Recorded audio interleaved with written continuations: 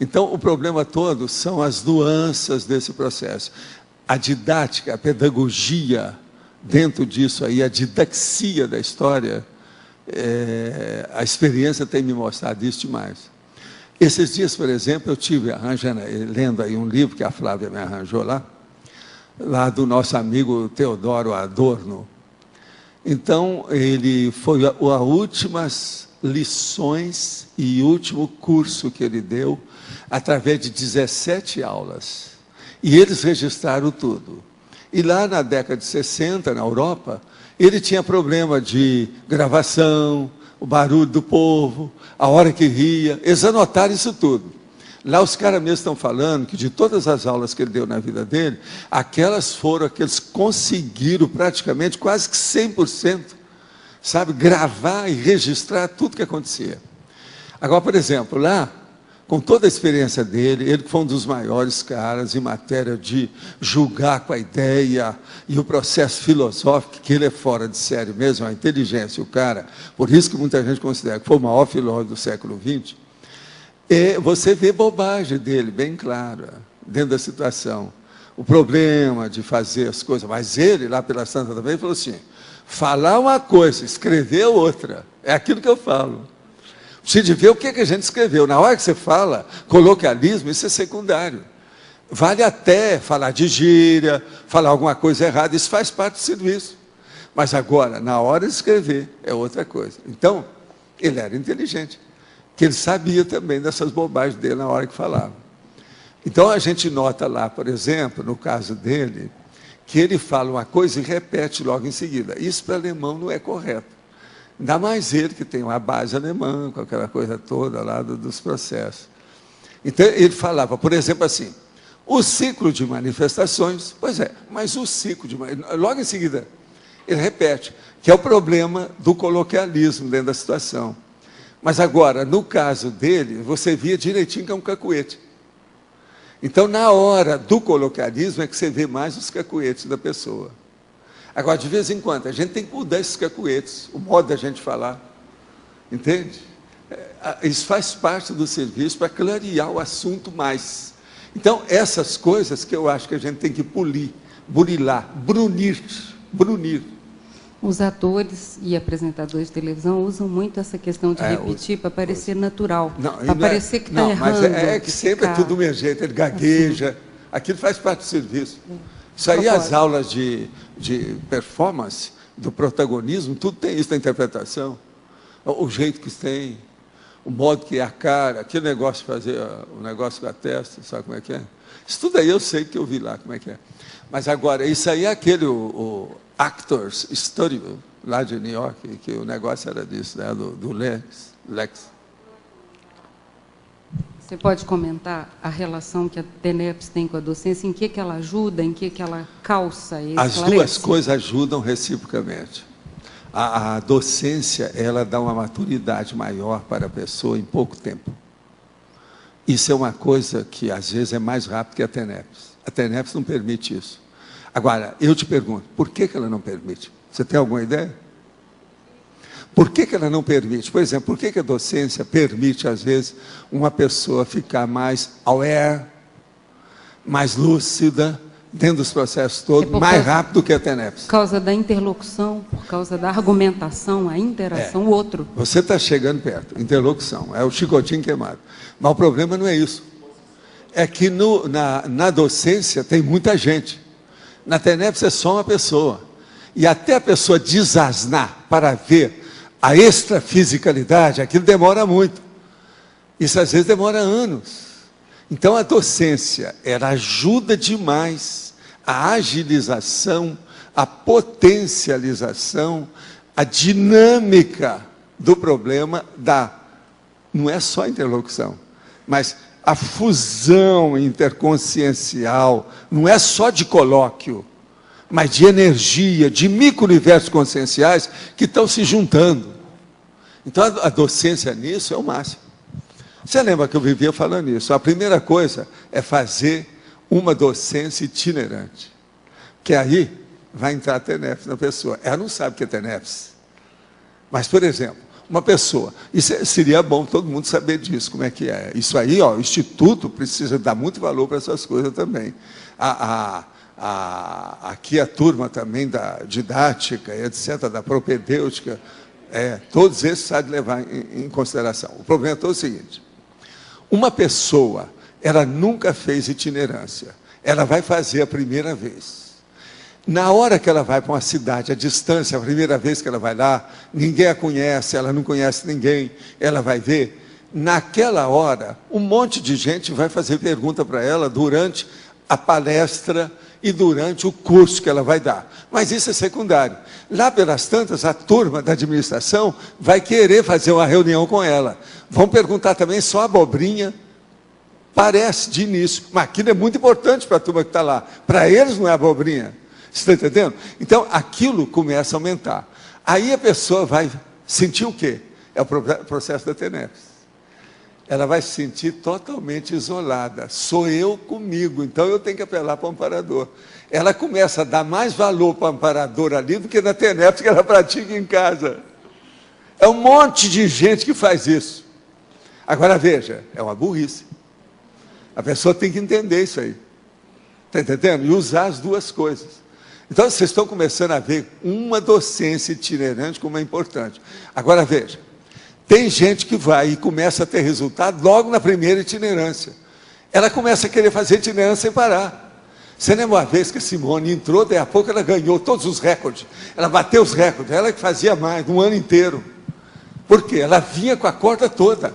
E ela desenvolveu demais nesse assunto. Valdo, eu passei uma semana em Florianópolis agora durante essas tragédias. Eu fui para dar um curso, todas as minhas mídias foram canceladas em função do problema, e eu passei uma semana no hotel fazendo TENEPS, porque era a única saída. O ambiente lá pesado. Era insuportável, quer dizer, era uma consternação, um ambiente de consternação. Aquilo estava no ar, não tinha outro jeito. Então, eu vi, assim, esse processo de não poder sair para fazer outra coisa. Nós passamos uma semana dessa quando os aviões derrubaram as Torres Gêmeas lá. Eu e a Graça passamos lá em New York, assim, uma semana. Foi preciso também. Você sabe, quando eu fui para lá, eu ia falar sobre terrorismo, um dos meus cursos. Tudo foi cancelado. Quer dizer, o terrorismo trabalhou antes de eu poder falar. E outra coisa, era tudo ali pertinho, o lugar que eu ia falar, tudo isso. Então, isso aí faz parte do serviço. Agora, veja, às vezes esse trabalho foi mais importante que todos os cursos que eu ia dar. Tenha isso em consideração. Isso aí vale a pena levar em consideração. Eu aprendi nessa semana, apesar do veteranismo, da itinerância, não teve nada até agora que foi maior. Pois é, mas vale a pena. Uma semana sem praticamente agora, sair do hotel. Agora, a pessoa, ela cresce com tudo isso. Por isso que eu falo, olha, aqueles que são docentes, que fazem itinerância e querem fazer a TENEPS é uma coisa. Aqueles que são tenepsistas e que estão começando a fazer a docência também é outra coisa. Se de levar isso em consideração e casar as duas manifestações. Um ajuda a outra demais. Lembrando que na docência você tem muita consciência. E na TENEPS você tem muita consciência. Essa é uma diferença básica para poder viver. E nós temos que conviver com consciência. Não interessa se é consciência, se é consciência, se é vegetal, se é subhumano, não interessa. Se é intraterrestre, se é extraterrestre, também não interessa. Nós temos que saber conviver. Esse é um dos caminhos mais sérios que tem. Professor? Sim. Letra C, aqui em cima. Ok. Página 41, parafatologia, terceira linha, finalzinho da terceira linha. A escolha dos indicadores pessoais do alto desempenho na TENEPS. Então, veja, os indicadores não são gerais, eles são pessoais. E ainda há essa escolha. Podia aprofundar? E no alto desempenho também. Tudo é da própria pessoa para a pessoa em si. Tá certo? Agora, quais são os indicadores pessoais do alto desempenho da TENEPS? Por exemplo, o que você já consegue identificar nas manifestações parapsíquicas das suas práticas do TENEPS? O que você consegue identificar? Isso aí é sério, tem que começar a pensar. Os indicadores vão partir por aí. O que você pretende entender agora, o próximo passo daquilo que você faz? Eu já entendi até aqui, vai faltar ver o que é isso. Então, estuda aí o indicador. Agora, esses indicadores, você assimilando essa realidade, isso vai ampliar a sua visão de conjunto para desenvolver mais rápido o processo das práticas da TENEPS com o aparador. Vale a pena pensar por aí. Entendeu? Agora, indicador. Pensa bem, são as informações daquilo que você precisa. Gente, estão me dando aqui, o total de alunos são 423. Total de notebooks, 144. Faz aí para mim, o percentual para mim ver, que eu vou guardar o percentual da história. 423, 144. Agora, ó, nesses 423, aqui tem também aqueles que trabalham conosco, da administração do curso, não tem? Então, isso aí teria que dar um desconto também, que a gente não sabe quantos são. Porque esses, às vezes, não vão trazer laptop. E eles têm. A maioria da turma da administração aqui tem laptop. 34% é 1/3. Então, é o que eu estava pensando. Veja, eu estava certo. Eu não quis falar para você, eu devia ter falado, né? Eu falei assim, para mim, 1/3 aí da turma que apareceu não faz TENEPS ainda.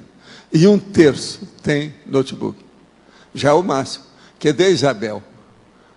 Isabel, ó, nós estamos 144 notebooks aqui dentro. Tá certo? Batemos o recorde. Até que, enfim. Quantos anos para eu ver essas coisas? Agora, eu era muito inocente, ingênuo e bobão. Pelo seguinte, há 10 anos eu pensei que a gente pudesse fazer isso de uma hora para outra. Aí eu fui conversar com um amigo meu e falei assim, Valdo, não dá, nós não podemos dar notebook para esse povo, é um dinheiro.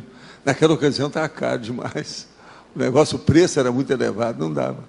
Que eu desejaria fazer um curso só com gente com notebook, não podia entrar sem. Você lembra, né? Que eu andei falando muito dessas coisas aqui, não foi? Isso foi aqui, tudo aqui no CAE. De modo que agora, 423 pessoas, já tem muita gente aí no caso. Aí já bateu o recorde lá do SCP-2, porque lá era 375 pessoas, o máximo que teve, junto com a turma da administração. Então, esse é o maior curso que nós já demos aqui, ó. Só tem um curso maior do que esse que eu já dei, que foi aquele do Rio, de 550 pessoas. Hein? Ele já falou, 34. É. Mas olha, o que mais? Pode falar, Antônio. Valdo, eu queria fazer um comunicado e uma pergunta. O comunicado é em relação ao evento que a professora Cristiane Ferraro lembrou aí, que terminou ontem, né? O 4º fórum da TENEPS. Ele tinha um subtítulo muito interessante, que era o primeiro encontro internacional dos tenepsistas, né? Então, isso me lembrou o intercâmbio e me lembrou também a ideia do Colégio Invisível, da tenepsologia. Aí, com o beneplácito lá do professor Roberto, foi ativado, então, o Colégio Invisível da tenepsologia. Fala bonito, hein? Cadê o Evandro? Evandro, você aprova o homem? Ó, o maior rábula da paróquia. Você é um rábula. O que mais? É da rabulística que chama. E a ideia é disponibilizar, através do Colégio Invisível, um site, algum local que tenha toda a literatura, como você havia sugerido. Seria bom. Aí. Outra coisa, seria bom isso colocar na consciência, na revista. Esse material que o Júlio fez aí, que também é bem interessante, para a gente poder ajudar, porque agora, ó, o processo é de... Vamos pedir para a Mauro também, para dar as indicações de tudo isso que tem, porque tem algumas coisas desse trabalho lá delas lá, que tem TENEPS no meio. Então, o processo de esclarecer e de motivar os tenepsistas. Vale a pena. E não é só isso, não. Vamos fazer uma bibliografia sobre o assunto atualizada, porque ela não existe. Eu estou querendo saber isso tudo aqui, porque eu estou também desatualizado a respeito de gente, como é que está. E outra coisa, eu estou aqui esses anos todos, desde o século passado, presta atenção. Desde o século passado que eu estou aqui, eu praticamente não viajo mais, não saio, não sei nada. Eu sou um cara dinossauro nessa história. Nós estamos em 2008. Já são 9 anos que eu estou aqui. Agora, Valdo, com essa ideia, então, do Colégio Visível, você colocou aí na página 44... Sim.